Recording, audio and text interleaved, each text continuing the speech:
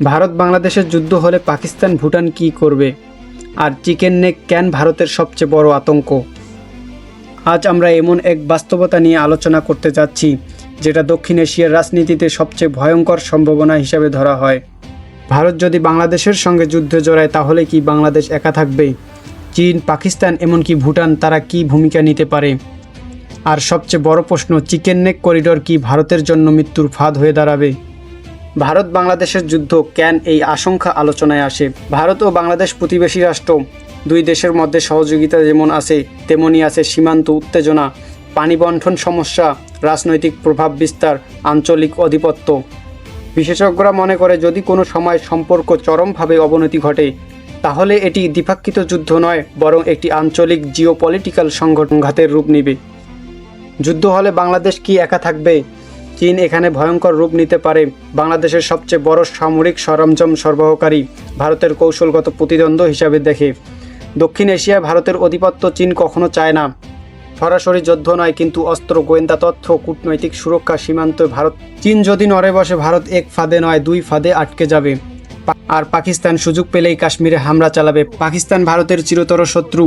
যদি ভারত বাংলাদেশের যুদ্ধ শুরু হয় পাকিস্তান সরাসরি বাংলাদেশের সেনা পাঠাবে না, কিন্তু কাশ্মীর সীমান্তে উত্তেজনা বাড়াবে। ভারতীয় সেনা বিভক্ত হবে, কূটনৈতিকভাবে বাংলাদেশের পক্ষে কথা বলবে। ভারত তখন তিন দিক থেকে চাপের মুখে পড়বে: বাংলাদেশ, চীন ও পাকিস্তান। ভুটান ছোট দেশ হলেও ছাড় দিয়ে কথা বলবে না।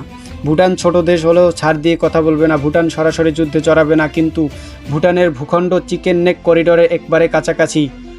যদি ভারত বড় যুদ্ধে জড়ায় চীন সক্রিয় হবে, ভুটান চাপের মুখে পড়বে, ভারতের উত্তর পূর্ব সীমান্ত আরও অনিরাপদ হবে। এখন আসি সবচেয়ে ভয়াবহ জায়গা, চিকেন নেক করিডোর।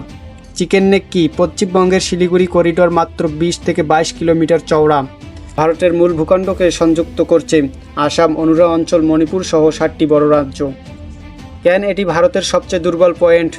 খুব সরু, বাংলাদেশ, নেপাল, ভুটান ও চীনের মাঝখানে, যেখানে সামরিক চাপের বিচ্ছিন্ন হয়ে যেতে পারে। যুদ্ধ হলে চিকেন নেকের অবস্থা কী হবে? যদি ভারত বাংলাদেশের যুদ্ধ হয় এবং চীন কূটনৈতিক ও সামরিক চাপ দেয়, পাকিস্তান সীমান্ত উত্তেজনা বাড়ায়, তখন চিকেন নেক হয়ে উঠবে ভারতের সবচেয়ে দুর্বল লাইফলাইন। এই কারণেই বিশেষজ্ঞরা বলেন চিকেন নেকের কথা চিন্তা করেও ভারত কখনো বাংলাদেশে পূর্ণ যুদ্ধ করতে যাবে না। তাহলে ভারত কি করবে? কূটনৈতিক চাপ, অর্থনৈতিক প্রভাব, সীমান্ত উত্তেজনা, কিন্তু পূর্ণাঙ্গ যুদ্ধ নয়, আন্তর্জাতিক শক্তিকে পাশে নেওয়ার চেষ্টা।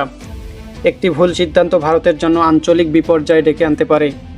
এই বিশ্লেষণে একটি বিষয় পরিষ্কার: ভারত বাংলাদেশের যুদ্ধ মানেই শুধু দুই দেশের যুদ্ধ নয়, এটি পুরো দক্ষিণ এশিয়াকে আগুনে ফেলতে পারে। চীন, পাকিস্তান, ভুটান সবাই এতে প্রভাবিত হবে। আর সবচেয়ে বড় ঝুঁকিতে পড়বে চিকেন নেক করিডোর। তাই যুদ্ধ নয়, এই অঞ্চলের ভবিষ্যৎ নির্ভর করছে কূটনৈতিক ও ভারসাম্যের উপর।